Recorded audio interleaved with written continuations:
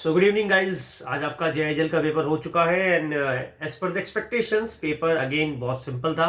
Again जो JIL का एक पैटर्न है थोड़ा सा ट्रिकी। अगेन चीज़ों को घुमा के पूछना आईसीएसआई का एक तरीका है।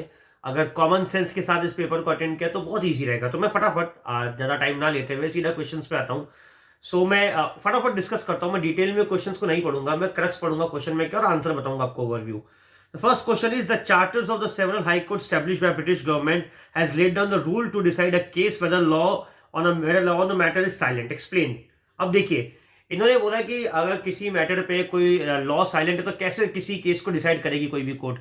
तो अगर आपको ध्यान हो तो ये हम लोग सेकेंडरी सोर्सेज ऑफ लॉ जो पढ़ते हैं उसके अंदर हम पहला सोर्स पढ़ते हैं कि अगर कुछ भी नहीं दे रखा होता है तो लॉ, अगर लॉ कुछ नहीं दे रखा होता है तो हम मैटर कैसे डिसाइड करते हैं? तीन चीजों पे, आपका जस्टिस पे, इक्विटी पे और गुड कंसाइस पे। तो उन तीनों प्रिंसिपल्स को आपको यहाँ पे समझाना था।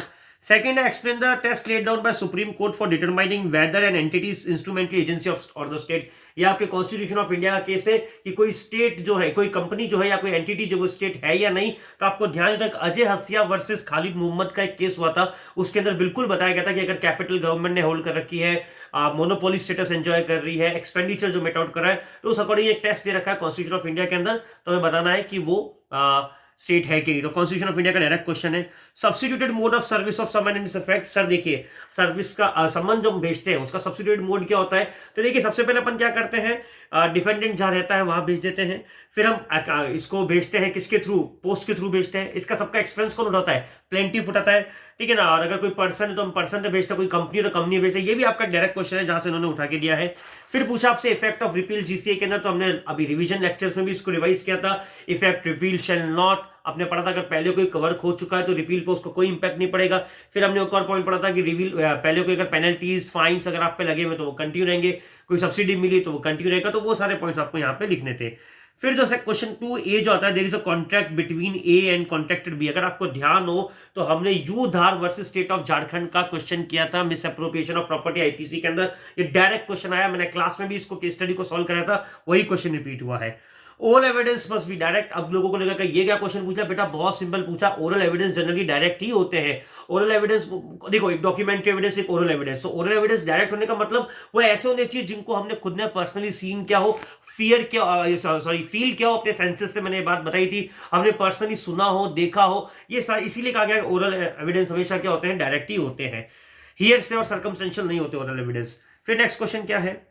Explain the meaning of continuous running of time. तो हमें पता है रनिंग ऑफ टाइम सेक्शन 9 जो आपका लिमिटेशन एक्ट है कि एक बार अगर टाइम चालू हो गया तो वो रुकता नहीं है।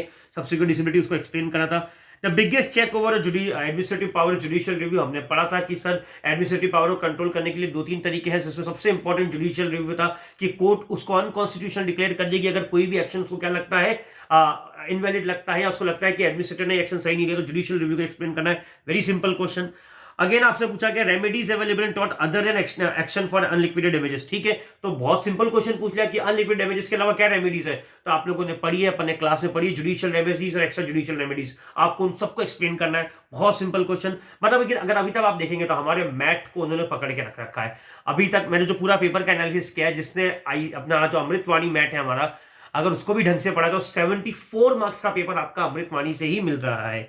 सेकंड, हाँ डेफिनेटली थोड़ा ये लेंथी जरूर था paper. What are the remedies under CRPC where a warrant remain unexecuted. मैंने क्लास में कम से कम 4 बार बोला होगा, अगर वारंट अनएक्जीक्यूटेड हो जाता है क्या रेमेडीज होती है? सर प्रोक्लेमेशन ऑफ ऑफेंडर, हम उसको कहते हैं ना कुख्यात अपराधी डिक्लेयर कर देंगे, फिर उसकी प्रॉपर्टीज को अटैच करेंगे। मैंने एग्जाम्पल भी दिया था यूपी में योगी जी का, तो वही वाली बात है। फिर आपने पढ़ा इसमें एनफोर्समेंट ऑफ फॉरेन अवार्ड, या आपने आर्बिट्रेशन कॉन्स्टिट्यूशन में पढ़ा है। और फॉरेन अवार्ड कब आपका एनफोर्स होता है? तो आपको डेफिनेटली अजू सर ने बताया होगा कि जब पार्टीज के ऊपर लॉ लगता है, या जब प्रॉपर नोटिस नहीं दे रखे होते हैं। कंपोजिशन जो होता है आर्बिट्रेशन अथॉरिटी का, वो अगर प्रॉपर नहीं होता है तो उन केसेस में अपन इन सबको लेके आते हैं। अब फिर क्या बता, explain limit setup by the Indian stamp act for making an application for relief in respect of Impress spoil stamp. ये एक क्वेश्चन ऐसा था जो अनएक्सपेक्टेड था। देखिए, 1-2 क्वेश्चंस तो हमेशा मैं कहता हूं 10 to 16 नंबर के क्वेश्चंस ऐसे होते हैं एग्जाम में जो थोड़े ऐसे होते हैं जो नॉन रेलिवेंट तरीके से पूछे जाते हैं। तो ये मैं बिल्कुल मानता हूं कि ये क्वेश्चन ऐसा था कि जनरली हम लोग कभी देखते नहीं इस पॉइंट को, क्योंकि बहुत कम उम्मीद होती है ऐसे क्वेश्चंस के आने की कि लिमिटेशन के टाइम पीरियड आपसे कोई पूछ लेगा। तो मैं फिर भी बता देता हूं, स्पॉइल स्टैम्प्स के अंदर 2 मंथ्स और 6 मंथ्स की लिमिट होती है, जिसको यहाँ पे आपको लिखना था।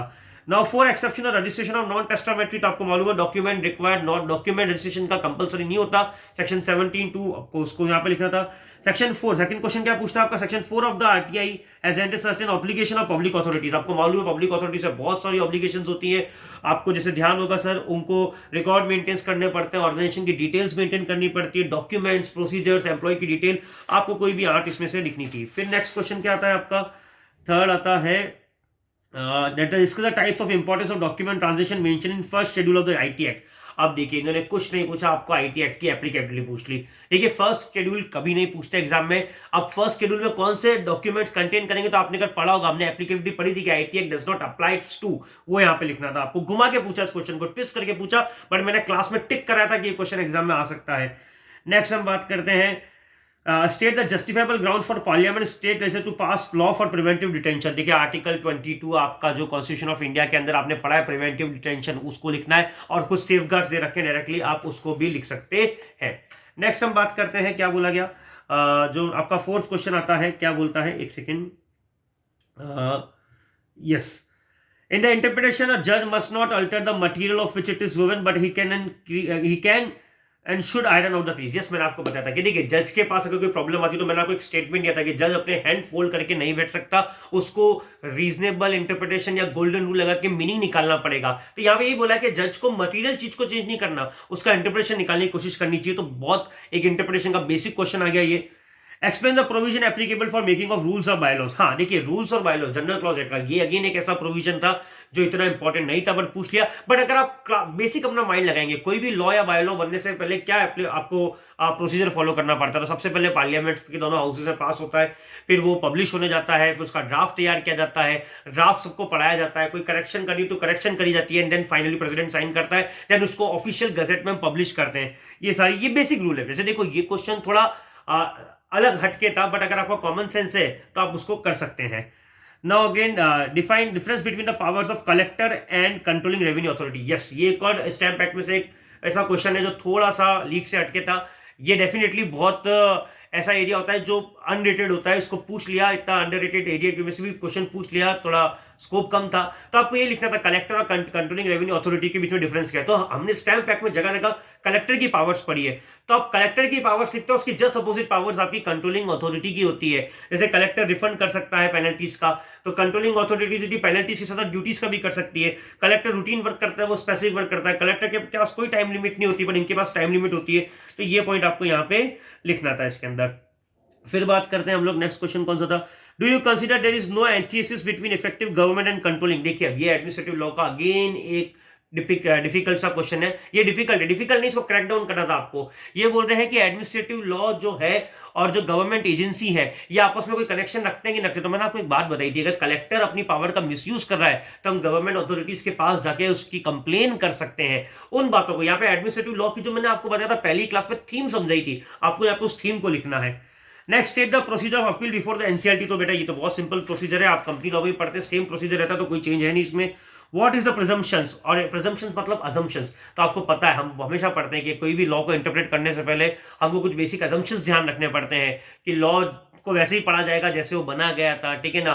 कुछ जनरल अजम्पशंस डाले होंगे, हम ये मान के चलते हैं कि लॉ गलत नहीं होगा, कुछ मिसचीफ हो गया होगा जिसको हमको फाइंड आउट करना है। तो अगेन इंटरप्रिटेशन की थीम आपसे यहाँ पे पूछ ली।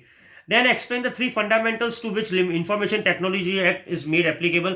तो बेटा अगेन इन्होंने पहला पॉइंट पूछ लिया जो आप पढ़ते हैं आईटी एक्ट का ऑब्जेक्टिव, तो लीगल रिकॉग्निशन वाला पॉइंट, ई फाइलिंग वाला पॉइंट। फिर एक पॉइंट आपको और लिखना था, हमने इंडियन एविडेंस एक्ट और दूसरे एक्ट में भी इंफॉर्मेशन टेक्नोलॉजी एक्ट का एक थोड़ा सा कनेक्शन देखा है, तो वो एक लाइन और आपको लिखनी थी। तो बेसिकली 3 तो पॉइंट वही थे जो आपके ऑब्जेक्ट्स में दे रखे हैं, एक पॉइंट ही एक्स्ट्रा आपको लिखना था, तो सोच के लिखना था। Next, discuss the ground on which court can at the time of passing sentence order him to execute a bond for keeping peace. आपको ध्यान है मैंने इसका एक अलग से पॉइंट लिखवाया था कि पब्लिक ट्रंक्विलिटी को डिस्टर्ब ना कर दे, ब्रीच ऑफ पीस ना हो जाए, उसको कंट्रोल करने के लिए हम एक बॉन्ड भरवाते हैं। और अगर वो बॉन्ड एक सर्टेन अमाउंट का होता है, मैंने भी बताया था, अगर वो पब्लिक ट्रंक्विलिटी करता है, ब्रीच करता है, तो बॉन्ड को भी एग्जीक्यूट कर लेते हैं। तो मैंने इसका अलग से इसका पॉइंट आपको लिखवाया था, तो आपको यही यहाँ पे लिखना था। Next, explain with a suitable example legal damage is neither identical with actual damage. कुछ नहीं पूछा इन्होंने, आपको डैमनम से इंजूरिया, इंजूरियस एंड डैमनम को लिखना था और कुछ नहीं लिखना था। लीगल डैमेजेस को समझाना था क्या होते हैं, तो मैंने आपको बताया था इंजरी होनी चाहिए, कोई लीगल राइट हर्ट होने चाहिए, और डैमनम से इंजूरिया, इंजूरियस एंड डैमनम को एक्सप्लेन करना है। 6D का limitation the CPC every suit shall be instead court which local limit of whose description the defendant actually decide. ये बहुत अच्छा क्वेश्चन पूछा। इन्होंने पूछा कि देखिए जनरली तो केस हम वहां फाइल करते हैं जहां पे डिफेंडेंट डिसाइड करता है, इसके अलावा और क्या होता है? तो अपन ने पढ़ा है बेटा इमूवेबल प्रॉपर्टी का रिस्पेक्ट, फिर अपन ने पढ़ा था लोवेस्ट कोर्ट में करते हैं, फिर हमने पढ़ा था पिक्यूनरी लिमिट्स होती है, मैंने इसके अंदर आपको कंज्यूमर प्रोटेक्शन एक्ट का भी एग्जांपल दिया था, फिर हमने पढ़ा था कि सर पार्टीशन का केस है। तो वो जो हमने इस वाले सेक्शन से पहले जो सारे प्रोविजन पढ़े, डिफरेंट डिफरेंट जुरिसडिक्शन में प्रॉपर्टी सिचुएटेड होती है, तो वो वाला पॉइंट लिखना था आपको यहाँ पे। फिर the classical rule that no mens rea no crime, तो पता है बेटा आपको आईपीसी के एक्सेप्शंस लिखने थे सर, अगर मैंसरी नहीं है तो कोई क्राइम नहीं, तो सीधा सीधा वो लिखना था। All facts logically relevant and not legally relevant, तो मैंने आपको इसका बहुत अच्छा एग्जांपल दिया था कि सर जरूरी नहीं है लॉजिकली जो रेलेवेंट हो वो लीगली भी रेलेवेंट हो, जैसे पुलिस के सामने किया गया कन्फेक्शन है लॉजिकली रेलेवेंट है लीगली रेलेवेंट नहीं है, तो ये समझाना है आपको यहाँ पे। Name the kind of suit for which the period of limitation prescribed by limitation act is 30 years and 12 years. देखिए ये अगेन अनएक्सपेक्टेड एरिया, आईसीएसआई ने आपसे लिमिटेशन एक्ट 30 इयर्स और 12 इयर्स में एक आपके डायग्राम बना हुआ है, एक टेबल बनी हुई, टेबल याद होनी चाहिए थी। वैसे दे रखी है अमृतवाणी में, बट ठीक है वो जनरली कोई भी याद नहीं करता है, बट पूछ लिया आईसीएसआई ने तो हमको वो 30 इयर्स और 12 इयर्स के केसेस के जो नाम दे रखे 2-3 वो यहाँ पे लिखने थे। And see the reason and the purpose of arbitration and conciliation act, तो यहाँ पे आपको बहुत सिंपल सा आर्बिट्रेशन एंड कंसिलिएशन एक्ट की थीम पूछती है कि उसका पर्पस क्या, उसका ऑब्जेक्टिव क्या है। तो आपको पता है ये एक एडीआर का पार्ट है, अल्टरनेट डिस्प्यूट रिजोल्यूशन है, कोर्ट ने इसको क्यों सेटअप किया गया है, सो दैट कोर्ट का बर्डन कम किया जाए, तो वो सारी बातें आपको यहाँ पे लिखनी थी। यहाँ पे मैं ये कहूंगा कि पेपर थोड़ा सा लेंदी था और कुछ कुछ जगहों पे बहुत टेक्निकल था, बट अगेन मैं हर बार क्लास में कहता हूं अमृतवाणी फिर 70 से 75 मार्क्स यहाँ पे आपको दिला के गई है अगर आपने उसको बहुत अच्छे से पढ़ा है। So that's all from my side बच्चों, okay best of luck, bye.